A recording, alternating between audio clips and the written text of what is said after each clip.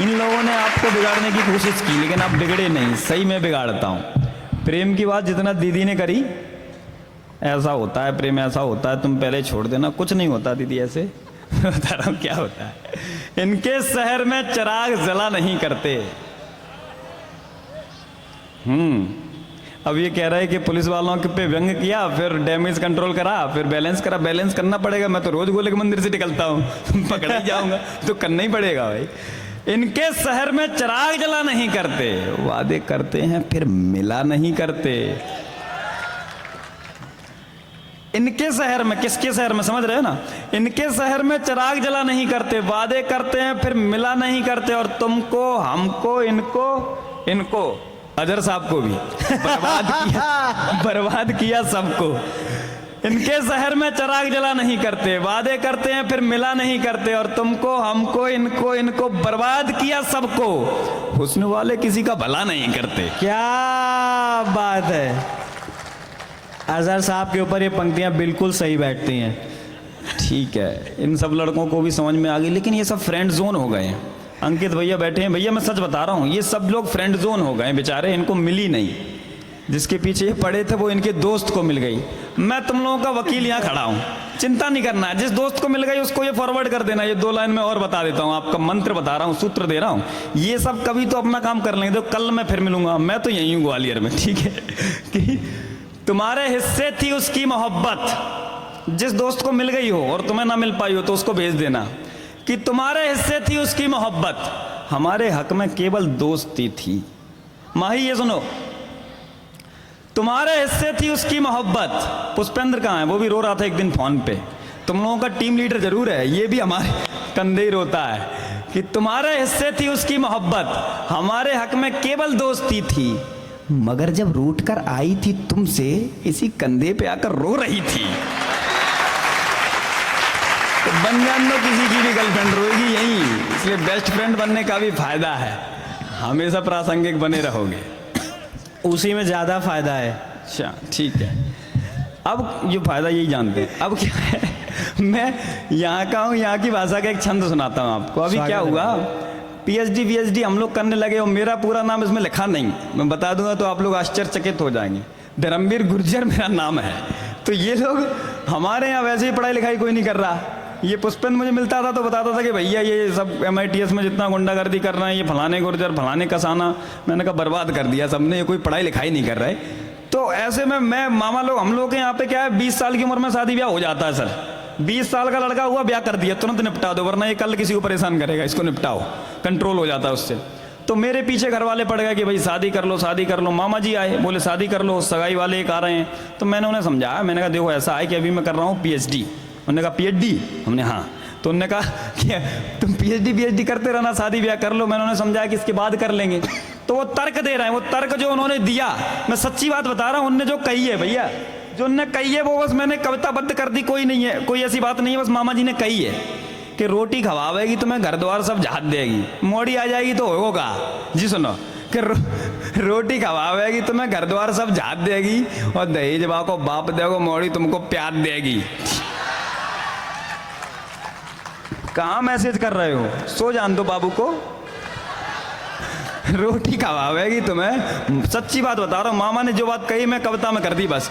रोटी खवावेगी तुम्हें घर द्वार सब झाड़ देगी, और दहेज को बाप देगो, मोड़ी तुमको प्यार देगी। वो कितनों पढ़ेंगे लला, कितनों पढ़ेंगे लला, ब्याह के बाद पढ़ते रहियो, मोड़ी है जो बनरिया ना, जो तुम्हारी कॉपी फाड़ देगी। बहुत सही, क्या बात है।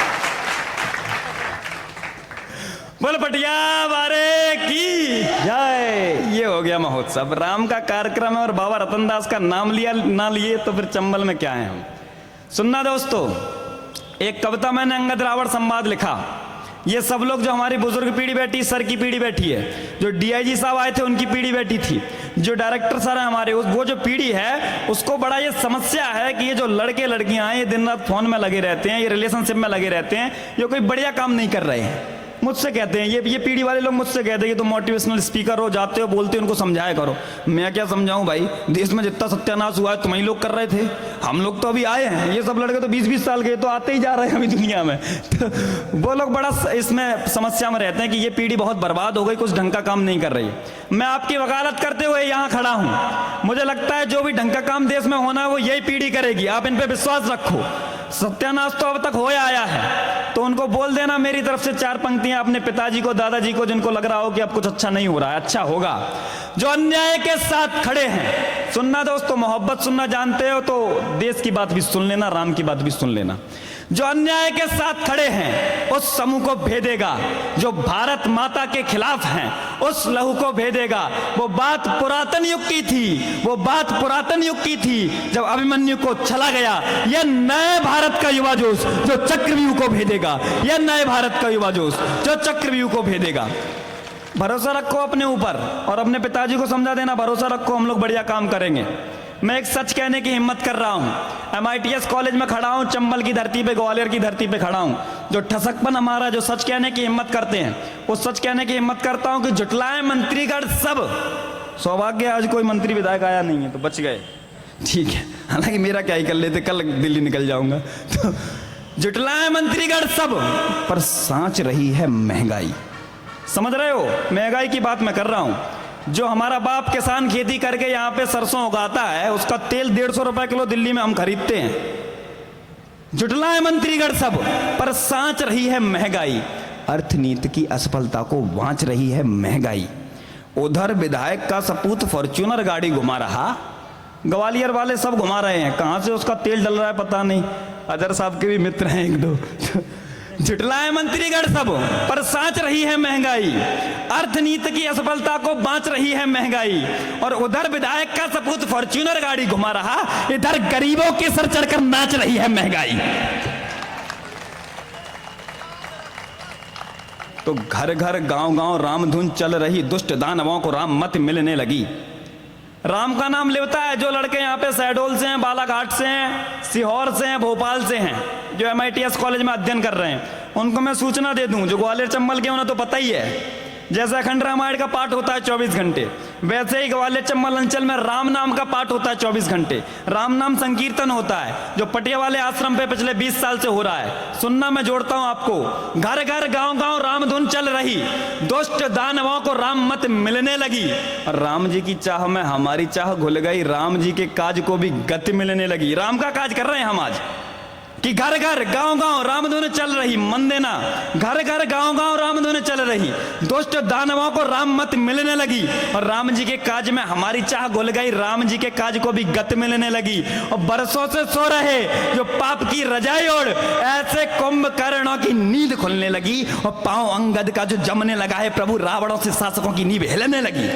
पांव अंगद का जो जमने लगा है प्रभु, रावणों से शासकों की नींव हिलने लगी। नींव कैसे हिलती है मैं बताता हूं। कविता सुनना, ध्यान भंग होगा तो टूट जाएगी कविता। कि श्री राम की आज्ञा पाकर के लंका पहुंचा बाली सपूत। सबने रामायण सीरियल तो देखा ही होगा, रामायण वाल्मीकि वाली पढ़ी होगी, नहीं तो बाबा तुलसी वाली पढ़ ली होगी, थोड़ा बहुत कह सुन लिया होगा कि क्या कथा थी। अंगद जब संधि का प्रस्ताव लेके, शांति का प्रस्ताव लेके जाते रावण के दरबार में, तो क्या वार्ता होती है उसको मैं अपने शब्दों में व्याख्यायित करता हूं, आप सब तक पहुंचाता हूं। जहां लगे कि बात कही गई है ताली बजाने की, ताली बजा देना, मन देना। श्री राम की आज्ञा पाकर के लंका पहुंचा बाली सपूत। शांति ध्येय मन में रखकर लंका पहुंचा श्री रामदूत। हाथी सा बल था अंगद में, हिमगिरसा जिसका सीना था, सुग्रीव की सेना में अंगद जैसे कोई चटक नगीना था। बुद्धि थी उसकी बड़ी प्रखर, जिसका यश फैला था नभ में। देवराज इंद्र का नाती वह खौलता रक्त था रग रग में। उसकी आंखों की चमक देख दिनकर भी उससे जलता था, मिट्टी भी छन छन जाती थी, ऐसे बलशाली चलता था। और श्री हरि भजन करते करते लंका की लोकसभा पहुंचा। रावण था, मंत्री थे जिसमें लंका की राज्यसभा पहुंचा। अब भयभीत हुआ रावण विस्मय अंगद को जब सम्मुख देखा। एक साथ इतने सारे भाव। भयभीत हुआ रावण विस्मय अंगद को जब सम्मुख देखा। बाली जैसा ही तेज लिए, बाली जैसा ही मुख देखा। रावण बोला तब अंगद से, तुम कौन, कहां से आए हो? बानर तुमको क्या कहना है, क्या संदेशा तुम लाए हो? अंगद बोला, अंगद बोला, अंगद बोला, लंकेश सुनो, ये नियम नहीं भूपतियों का, सम्मान मानना जान सके ये है स्वभाव पशुवृत्तियों का। है नियम यही पहले आसन, हाँ तभी सहज संवाद रहे, सबसे पहले व्यवहार कुशल रिपुता कटुता सब बाद रहे। सबसे पहले व्यवहार कुशल रिपुता कटुता सब बाद रहे। अट्टहास किया बोला रावण, मूर्ख तू कुछ जानता नहीं, जो जंगल जंगल फिरता हो मैं उसे नरेश मानता नहीं। क्या बात है, वाह। अंगद बोला सच है तुमको अंदाजा कैसे हो सकता, कहां बैठे हैं राम भक्त पता चले। अंगद बोला सच है तुमको अंदाजा कैसे हो सकता, जो सृष्टि का निर्माता है वो राजा कैसे हो सकता। वो मर्यादा का शिखर पुरुष सूरज ये जिससे दमक रहा, जिसके चेहरे की आभा से चंदा रातों में चमक रहा। ब्रह्मा विष्णु आज तो सभी तो जिसके अंदर हैं, जिसकी आज्ञा से ही चलते सब दरिया और समंदर हैं। वायु जल नभ धरती ज्वाला जिसके ये सभी खिलौने हैं। सृष्टि का सृजन विलय सबको जिनके हाथों से होने हैं, जो तीन लोक का स्वामी है, सारा बैकुंठ उन्हीं का है। वो रामचंद्र त्रिलोकपति अंगद दूत उन्हीं का है। क्या बात है, वाह, बहुत प्यारा। रावण बोला ये खोखल है, सच्चा तेरा ये कथ्य नहीं। वो बनवासी वन में फिरता, बाकी कुछ भी तो सत्य नहीं।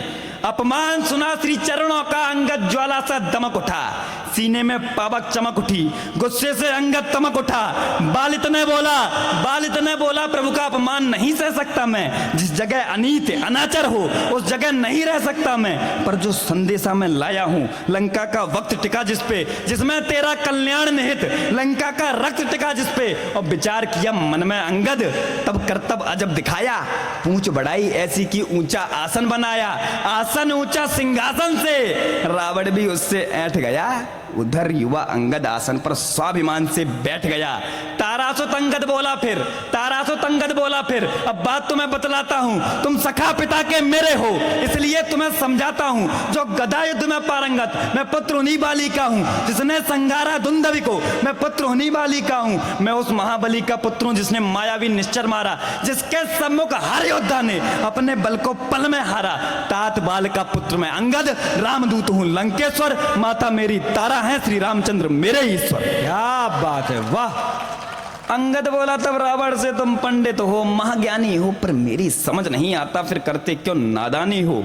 तुम लंकेश्वर, तुम लंकापति, तुम ऋषि पुलत्स्य के नाती हो, तुम आशुतोष के बड़े भक्त, रिप के तुम निश्चय घाती हो। तुम वीर बड़े हो माना पर फिर शक्ति का दुरुपयोग किया, ऋषमुनियों को तुमने नोचा, तुमने जग का अभोग किया। वो संदोष तुम्हारा या कुमति, अभिमान किया जो वर लाए, उस अहंकार में आकर के मां सीता को तुम हर लाए। अब पाप शिखर पर जा पहुंचे, इसका हिसाब करना होगा। लंका बजरंगी जला चुके, अब की तुमको मरना होगा, इसलिए चुनो अब पत ऐसा भक्त सम्मुख कैलाशी का, जिससे बच जाए लंका ये और भला हो लंकावासी का। लंकापति त्यागो अहंकार, प्रभु के चरणों में आ जाओ, मां जननी को वापस कर दो, बैकुंठ धाम को पा जाओ। क्या बात है, बहुत प्यारा, बहुत प्यारा।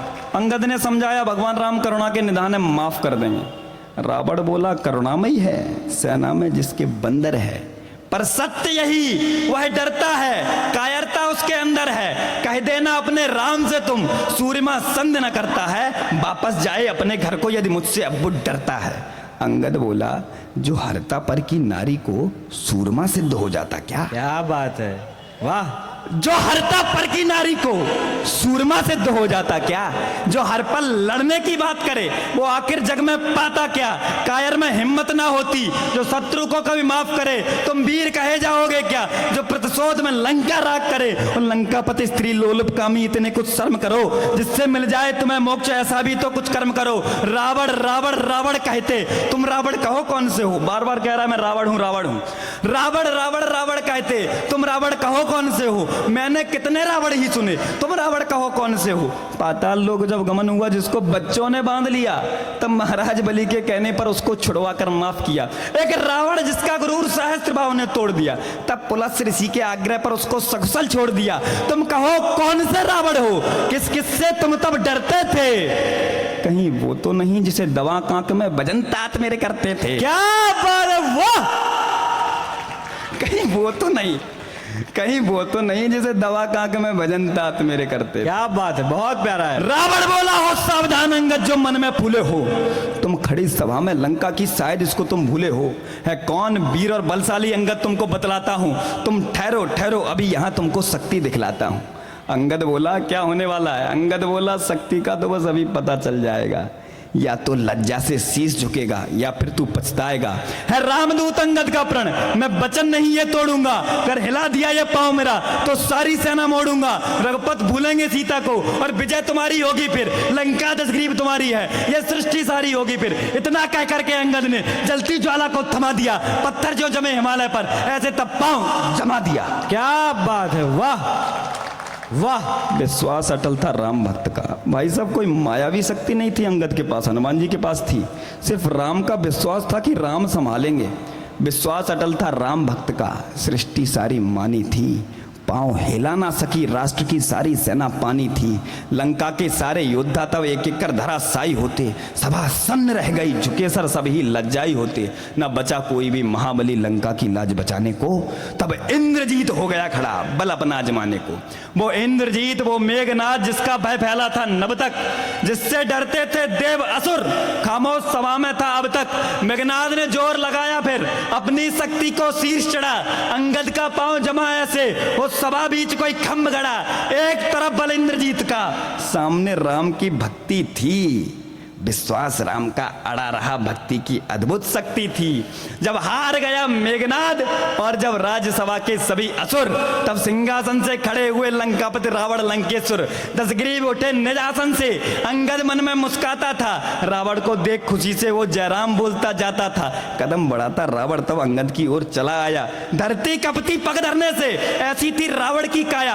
अंगद समझ गया विधना को कर्तव्य नया दिखाना है, कुछ राजनीति कुछ कूटनीति कुछ मर्म नया समझाना है।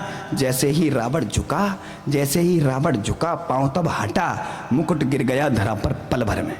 जैसे ही रावण झुका पांव तब हटा, मुकुट गिर गया धरा पर पल भर में। हटाकर पांव उठाकर मुकुट, बोलकर राम उछाला, मुकुट गिरा रामादल में। अंगद बोला तब रावण से क्या पांव दूत के पड़ना है? अंगद बोला तब रावण से क्या पांव दूत के पड़ना है? जा पकड़ हरि के चरण, अन्यथा तुझको रण में मरना है। ये दिनकर साक्षी होगा फिर, दुख में सारी लंका होगी, जब रामचंद्र का बाण चढ़ेगा निश्चरहीन धरा होगी। इतना कह करके अंगद ने श्री चरणों का आह्वान किया, विदा देना। इतना कह करके अंगद ने श्री चरणों का आह्वान किया, श्री राम उद्घोष किया, लंका से प्रस्थान किया। लंका संदेशा पहुंचा कर जय जय श्री राम पुकार उठा, जन जन कड़कण तृण तृण हर क्षण जय जय श्री राम पुकार उठा, जय जय श्री राम पुकार उठा, जय जय श्री राम पुकार। बहुत बढ़िया। एक बार खड़े होकर जोरदार तालियों से अभिवादन कीजिए। जय जय श्री राम, जय श्री राम, जय जय श्री राम, जय जय श्री राम। नहीं मिलता है साहिल मत मिले। जो दोस्त हमारे बैठे हैं, जो सुन रहे हैं, मैंने अपना काव्य पाठ कर दिया है। कवि सम्मेलन को ऊंचाई तक पहुंचाना है। हमारे मेहमान बाहर से आए हुए हैं। मैं तो ग्वालियर में आता रहता हूं हर महीने, हर दूसरे महीने। फिर सुन लेना, मन से सुनना है। अजहर इकबाल साहब दुनिया भर में जाते हैं, कपिल शर्मा शो में बुलाए गए हैं। हिंदुस्तान का इस वक्त कोई मोबाइल फ़ोन नहीं है जिसमें इंस्टाग्राम रील पे उनकी रील ना आ रही हो। उन तक पहुंचना है। मैं आपको 2 मिनट और मोटिवेट करना चाहता हूं, अगले कवि को बुलाना चाहता हूं। नहीं मिलता है साहिल मत मिले, मझधार में रहना। कह देना है, नहीं मिलता है साहिल मत मिले, मझधार में रहना। घटाओं की तरह छाए हुए अखबार में रहना। और यही दुनिया किसी दिन देखना सर पर बिठाएगी, मगर ये शर्त है कि तुम इसी रफ्तार में रहना।